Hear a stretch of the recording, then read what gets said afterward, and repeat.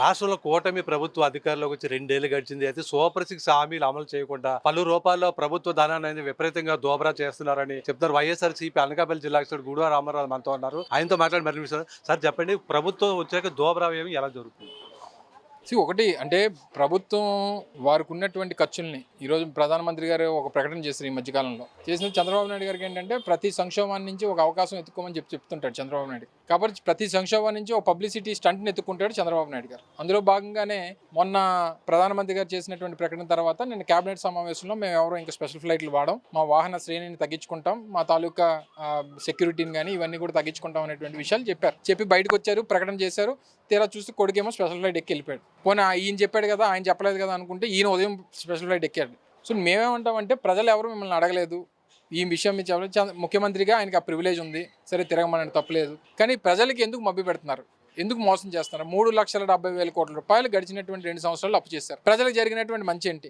10 medical కాలేజీలు నిర్మాణం పూర్తవ్వాల్సినటువంటి పరిస్థితి ఉంది, పూర్తి చేశారా? 3 పోర్టుల నిర్మాణం పూర్తవ్వాల్సింది ఉంది, పూర్తి చేశారా? ఫిషింగ్ హార్బర్లు పూర్తి చేయాల్సినటువంటి పరిస్థితి ఉంది, పూర్తి చేశారా? 3 ఇండస్ట్రియల్ కారిడార్లు అభివృద్ధి చేయాలి, దాని మీద ఏదైనా శ్రద్ధ పెట్టారా? మీరు ఏది చేయకుండా 3,70,000 కోట్లు దేనికి అప్పు చేశారంటే అయితే అమరావతి కోసం, లేకపోతే వీరి దోపిడీ కోసం. సో దయచేసి ఏమంటామంటే ప్రజలకు ఏదన్నా చెప్పేటప్పుడు అది మనం ఫాలో అయ్యేటట్టు అయితే 4 విషయాలు మంచిగా చెప్పినా పర్వాలేదు. చంద్రబాబు నాయుడు గారితో ఏంటంటే కొంతమంది పెద్ద మనుషులు ఏమన్నారంటే చంద్రబాబు నాయుడు గారు రూల్స్ చెప్తారండి, వారు ఫాలో అవ్వరని చెప్పారు. సో చంద్రబాబు నాయుడు గారు ఏమో దోబరా తగ్గించమని చెప్పి జనానికి చెప్తారు తప్ప ఆయన తగ్గించుకోడు, ఆయన కొడుకు అసలు అంతకన్నా తగ్గించుకోడు. మొన్న మంత్రులేమో ఒక 7 మంత్రులు అరే చెప్పారు, మేము బ్రహ్మాండంగా ఎంజాయ్ చేసామండి సింగపూర్ వెళ్ళి అని చెప్పి.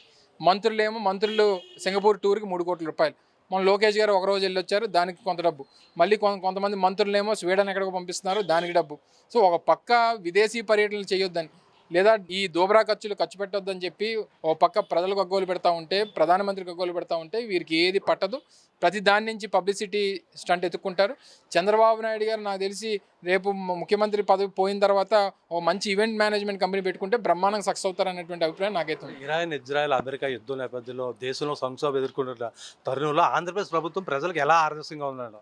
ఎక్కడ ఆదర్శంగా ఉందండి? ఈరోజు దేశంలో పెట్రోల్ రేట్లు పెంచారు. తీరా చూస్తే దేశంలో ఉన్నటువంటి 29 రాష్ట్రాల్లో హైయెస్ట్ పెట్రోల్ ప్రైస్ ఎక్కడ అంటే ఈ దేశంలో ఆంధ్రప్రదేశ్ రాష్ట్రం, 113 రూపాయలు. ఇప్పుడు మనం ఇలాగా ఏదైనా బంకిలు చూద్దాం, మిగిలినటువంటి రాష్ట్రాలతో కంపేర్ చేద్దాం. 113 రూపాయలు ఆంధ్రప్రదేశ్లో. మరి మిగిలినటువంటి రాష్ట్రాల్లో చేసినటువంటి గొప్ప ఏంటి, మనం చేసినటువంటి తప్పేంటి? మిగిలినటువంటి రాష్ట్రాల్లో 110 రూపాయలకి, 107 రూపాయలకి, 108 రూపాయలు దొరుకుతూ ఉంటే ఆంధ్రప్రదేశ్ రాష్ట్రంలో 113 రూపాయలు అంటే ఎవరు తప్పిదం ఇది? ముఖ్యమంత్రి కాదా? ఈరోజు కేంద్రంలో ప్రభుత్వానికి మద్దతు పలుకుతుంది ఈ రాష్ట్రంలో ఉన్నటువంటి తెలుగుదేశం పార్టీ, జనసేన. ఎందుకు అడగరు? మా మీద ఆ బడ్డను పెట్టొద్దు, మా ప్రజలకు ఇబ్బంది కలుగుతూ ఉంటాయి. ఈరోజు ఈ పెట్రోల్ డీజిల్ రేట్లు పెరిగాయంటే అది ఒక్కడితో ఆగదు కదా, రేపు కమోడిటీస్ మీద పడతాయి, రేపు నిత్యావసర వస్తువుల మీద పడతాయి, కాయగూరల మీద పడతాయి.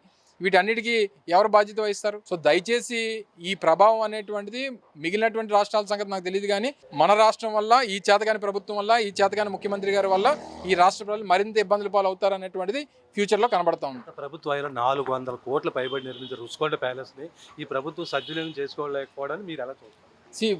వారు ఏదో మాట అన్నారని మీరు నేను కూడా ప్యాలెస్ అన్నాం కరెక్ట్ కాదు.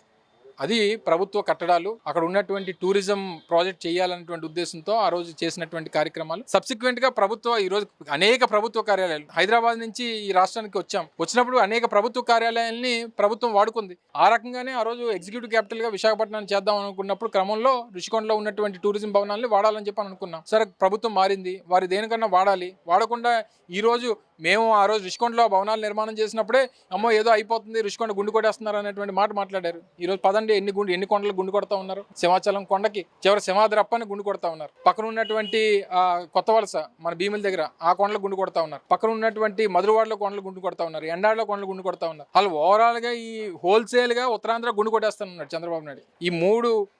గడిచినటువంటి 3 జిల్లాలు అంటే ఉమ్మడి 3 జిల్లాలు గడిచినటువంటి 24 మాసాల్లో ఈ ప్రాంతంలో జరిగినటువంటి దోపిడీ బహుశా నాకు తెలిసి ఈ దేశంలో రాష్ట్రంలో ఎప్పుడు జరిగి ఉండదు అనేటువంటిది నా అభిప్రాయం. కూటమి ప్రభుత్వ వైఫల్యాలు, ఈ దుబారా వ్యయంకి వ్యతిరేకంగా వైఎస్ఆర్‌సీపీ ఎలా ఫైట్ చేస్తుంది? త్వరలోనే జగన్మోహన్ రెడ్డి గారు కూడా వస్తారు. ఈ పోరాటంలో ఆయన కూడా భాగస్వాములు అవుతారు. ప్రభుత్వం మీద ఒత్తిడి తీసుకొస్తాం. వీరు చేసినటువంటి ప్రతి తప్పుని ప్రజల ముందు పెడతాం.